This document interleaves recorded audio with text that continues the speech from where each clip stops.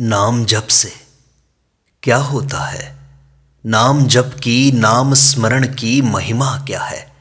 इस बारे में आचार्य विनोबा भावे जी ने अपने भक्ति दर्शन में बताया है।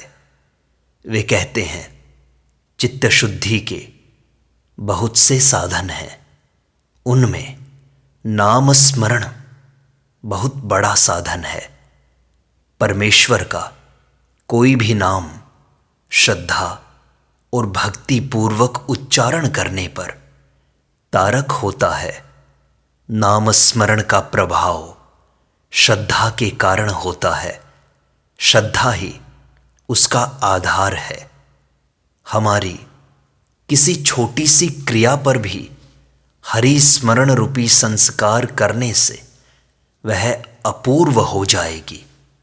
भावना से वस्तुओं का मोल बढ़ जाता है। जो कुछ भी राम मिश्रित हो जाता है उसमें स्वाद आ जाता है। प्रत्येक बात में भगवान को मिला दो और फिर अनुभव करो, इस राम रूपी मसाले के बराबर दूसरा कोई मसाला है क्या? इस दिव्य मसाले से बढ़कर तुम दूसरा कौन सा मसाला लाओगे? यही ईश्वर रूपी मसाला अपनी प्रत्येक क्रिया में मिला दो, फिर सब कुछ सुंदर और रुचिकर हो जाएगा। परमेश्वर के नाम का कोई पार नहीं। संध्या उपासना में उसके 24 नाम मिलते हैं। महाभारत में वह सहस्र नामधारी है। वास्तव में उसके नाम अनंत हैं, इसलिए उसे अनंत ही क्यों न कहा जाए। उपनिषद में कहा है, सत्यम ज्ञानम अनंतम ब्रह्म। ऐसा परमेश्वर का नाम उसके गुणों को हमारे पास पहुंचाने के लिए एक संदेश वाहक का काम करता है। अगर उसका वह संदेश किसी कारण हम तक नहीं पहुंचता है तो वैसे नाम जप को नाम स्मरण का रूप ही नहीं रहेगा, बल्कि नाम उच्चारण का रूप आ जाएगा। परमेश्वर का गुण ही उसका रूप है। उसके गुणों का स्पर्श हमें होना चाहिए। उसके प्रेम का साक्षात्कार होना चाहिए। वह कराने की शक्ति परमेश्वर के नाम से बढ़कर और किसी साधन में नहीं है।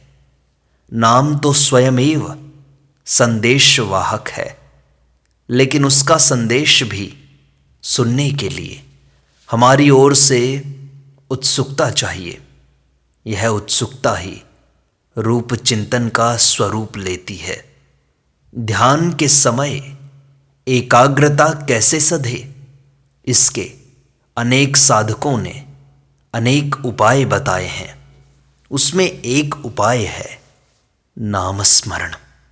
नाम स्मरण में लोग शब्द ही बोलते हैं। निर्गुण पंथ, सहजिया पंथ ने श्वास के साथ साथ नाम स्मरण कहा है। सोहम, सह यानी ब्रह्म और अहम यानी अहंकार। जो सांस बाहर छोड़ते हैं वह जहरीली होती है, वह है अहंकार। उसे छोड़ना होता है। जिस श्वास से अंदर स्वच्छ हवा लेते हैं वह है ब्रह्म। उसको अंदर लेना है। यह पुरानी पद्धति है।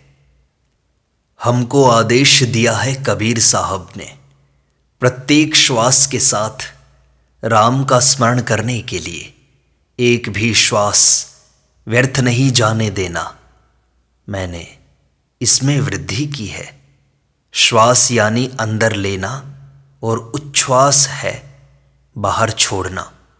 तो अंदर श्वास लेते हुए राम और बाहर श्वास छोड़ते समय हरि।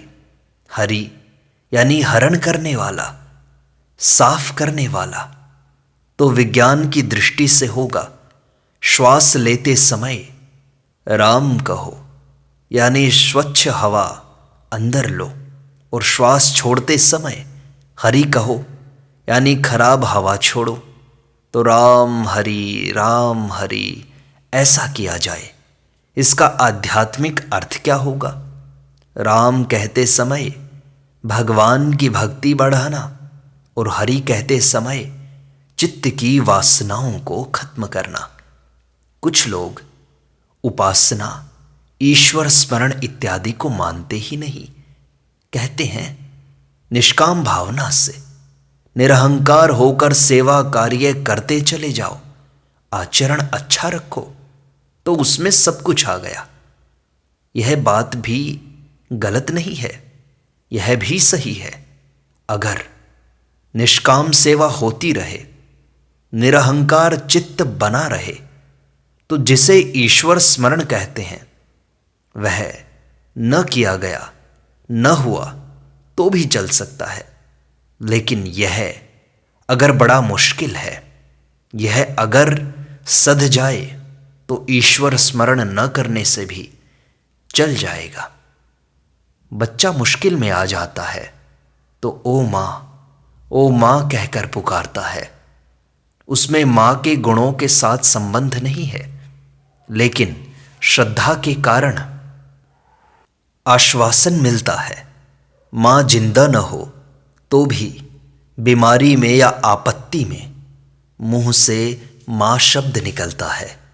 माँ मदद करने के लिए नहीं आ सकती, यह हम जानते हैं, फिर भी केवल उसके स्मरण मात्र से ही परिणाम होता है। यह आत्यंतिक प्रेम और श्रद्धा का परिणाम है। भक्त भावना करता है कि बच्चे के समान मैं भगवान की गोद में सो गया हूं और भगवान को पुकारता हूं, तो वह पुकारना शब्द रूप न होकर स्मृति रूप हो जाता है। शब्द उच्चार को कीर्तन कहते हैं, स्मरण नहीं। नाम संकीर्तन एक बात है और नाम स्मरण दूसरी। स्मरण में भक्त प्रेम, श्रद्धा और भक्ति से पुकारता है, अर्थात उसमें ईश्वर के साथ मन का अनुबंध चाहिए और ईश्वर के अस्तित्व में निष्ठा चाहिए। इन दिनों तो ईश्वर के अस्तित्व के बारे में भी शंका उठाई जाती है। अनेक दार्शनिकों ने दर्शन लिखे हैं जिसमें ईश्वर की आवश्यकता नहीं मानी गई। सृष्टि अनादि अनंत है तो बस है। वे नहीं मानते कि दुनिया का कोई नियामक हो, संचालक हो। इस प्रकार जिसका मन बना होगा उसके लिए नाम स्मरण जैसी चीज नहीं रहेगी। उनका आत्मचिंतन होगा, विश्व के साथ अनुबंध होगा। लेकिन जिसके मन में परमेश्वर की कल्पना है और जो उस कल्पना में पला है, जिसमें उसकी श्रद्धा है, उसके लिए नामस्मरण चित्त का बोझ दूर करने में मदद करता है। नामस्मरण से चित्त शुद्धि होती है। जो नाम स्मरण करता है वह अपने को परमेश्वर का भक्त मानता है। जो परमेश्वर भूत मात्र के हृदय में मौजूद है, उसका वह सेवक बन जाता है। मतलब कि ईश्वर का नाम स्मरण और सब भूतों में प्रेम भाव, ये दोनों समान शब्द हो गए। बीज बो दिया और उसे पानी नहीं दिया तो अंकुर कैसे फूटेगा? इसी तरह नाम स्मरण है बीज बोना और उसे पानी देने का अर्थ है प्रेम से दुखियों की सेवा के लिए जुट जाना। तुकाराम कहते हैं, रोज थोड़ा सा ही क्यों न हो, परोपकार होना ही चाहिए। तभी मुख से कहा गया नाम रूप बीज फलित होगा। दरअसल नाम स्मरण केवल जुबान से नहीं, हृदय से होना चाहिए। जैसे हनुमान के हृदय से हमेशा राम नाम का उच्चारण होता था और अर्जुन के हृदय से श्री कृष्ण का। एक बार अर्जुन सोया था और व्यास भगवान आ पहुंचे। उन्हें श्री कृष्ण सुनाई दिया। उन्होंने देखा कि वह आवाज अर्जुन के हृदय से निकल रही थी। दर्शन और नाम स्मरण ऐसे साधन हैं जिनसे जीवन में परिवर्तन हो जाता है। सांस सांस पर राम कहो, ऐसा होना चाहिए। अगर हिसाब करके जप करेंगे तो हिसाब या गणित के भक्त होंगे, राम के नहीं। जप, तप, कर्म इत्यादि सब भक्ति से होता है, तब उसका भान नहीं होता, न उसमें श्रम ही मालूम होता है। हमारे धर्मों में जो महान ग्रंथ निर्माण हुए हैं, वे सारे के सारे कल अगर नष्ट हो जाएं और केवल परमेश्वर का नाम हमारे पास रह जाए तो भी हमारी कोई क्षति होने वाली नहीं है। ग्रंथ इत्यादि सब मिट जाने वाले हैं, हमारा ज्ञान भी मिट जाने वाला है, लेकिन परमेश्वर का नाम अमिट है, मिट नहीं सकता। वह जिन्होंने लिया उनका अहंकार ही खत्म होता है। सब धर्मों ने इस चीज को माना है। नाम स्मरण के सातत्य के लिए न स्थानांतर की जरूरत है, न कर्मांतर की, न कर्म मुक्ति की। समझने की जरूरत है कि नाम स्मरण जब तक क्रिया रूप रहेगा तब तक वह मर्यादित ही रहेगा, और असली अर्थ में वह नाम स्मरण होगा भी नहीं। नाम स्मरण अक्रियात्मक सहज भान रूप है। नाम स्मरण के सातत्य के लिए अभ्यास चाहिए। धीरे धीरे सधेगा, एकदम से नहीं होगा। वस्तु तुरंत नहीं मिलेगी। अभ्यास कैसे करना चाहिए? प्रथम रात को सोते समय नींद आने तक नाम स्मरण करते रहें। दूसरा विचार आने न दें, आए तो उसको तुरंत हटा दें। पहले रात को अभ्यास करें, फिर स्नान करते समय करें, फिर काम करते समय करें, फिर खाते समय। इस तरह अभ्यास बढ़ाते जाएं। मन में नाम, बाहर काम। मन को काम नहीं रहता, इसलिए वह दौड़ता है। एक एक क्रिया के साथ नाम का अभ्यास बढ़ाना चाहिए, तो धीरे धीरे सध जाएगा।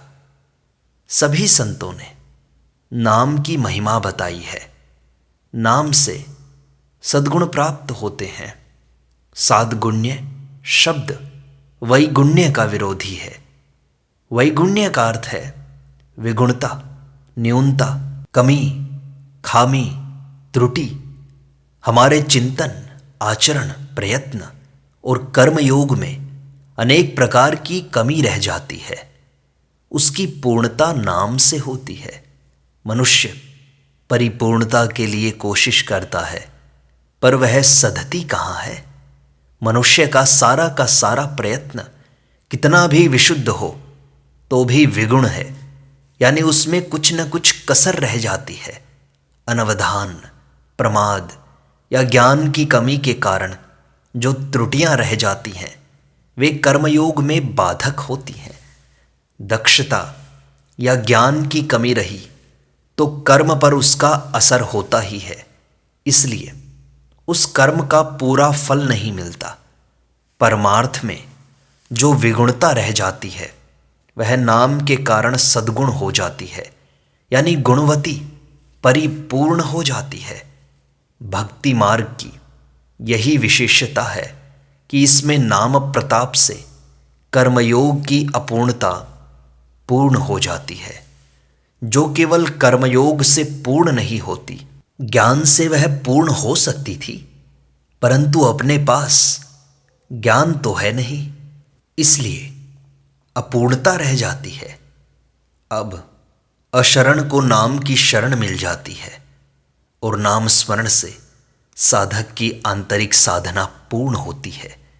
ईश्वर नाम की एक स्वयंभू शक्ति है, इसलिए नाम स्मरण से चमत्कार भी होता है। मान लीजिए कि हमने निष्काम बुद्धि और ईश्वरार्पण वृत्ति से खेती की, पर उसमें कुछ न्यूनता रह ही जाएगी।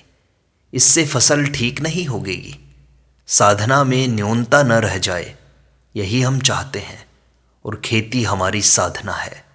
परंतु फसल डूबने पर साधना ही डूबी, ऐसा नहीं कहा जाएगा। साधना न डूबे, इतना कार्य नाम स्मरण से हो सकता है। इतना ही नहीं, नाम से भौतिक चमत्कार भी होते हैं। फसल भी पूर्ण आ सकती है। यह श्रद्धा की बात है। अगर हम नाम स्मरण पूर्वक कार्य करते रहते हैं तो वह नाम कार्य की आंतरिक और बाह्य न्यूनता की भी पूर्ति करता है। हरि नाम के प्रताप से ये चमत्कार हो सकते हैं।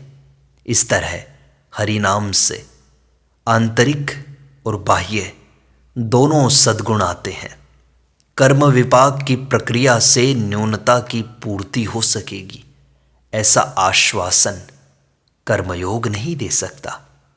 कर्म विपाक कहता है, जैसा बो वैसा पाओ। बबूल बोकर आम नहीं, बबूल ही पाओगे।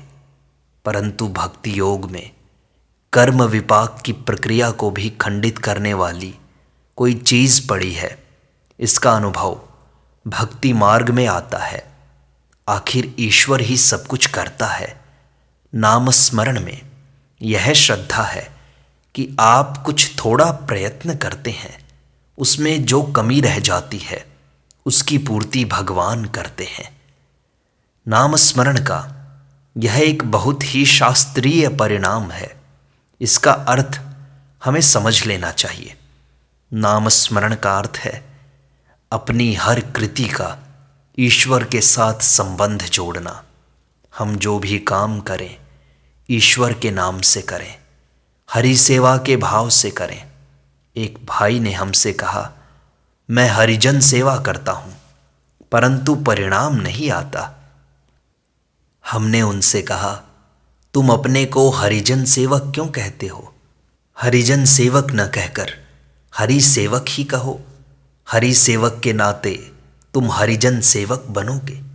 जन सेवक और दुर्जन सेवक भी हो जाओगे, पर कहलाओगे हरि सेवक ही।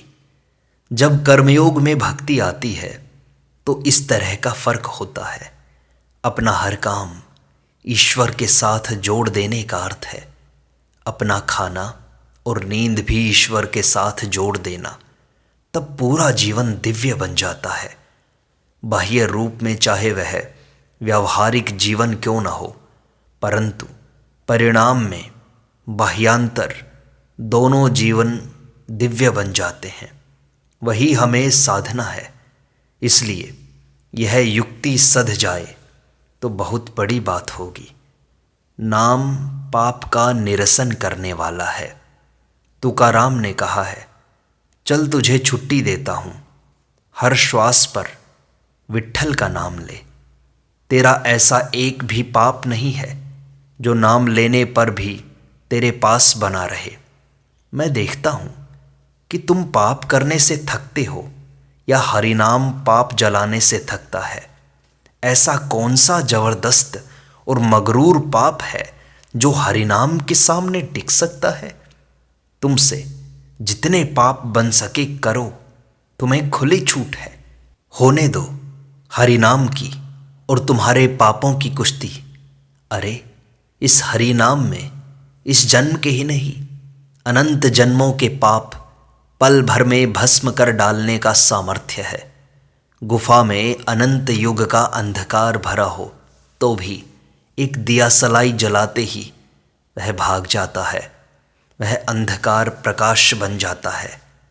पाप जितने पुराने उतने ही जल्दी वे नष्ट होते हैं, क्योंकि वे मरने को ही होते हैं। पुरानी लकड़ियों को राख होते देर नहीं लगती। ईश्वर नाम के सामने पाप टिक ही नहीं सकता। इसलिए ईश्वर से मन लगाओ, उसकी कृपा प्राप्त कर लो।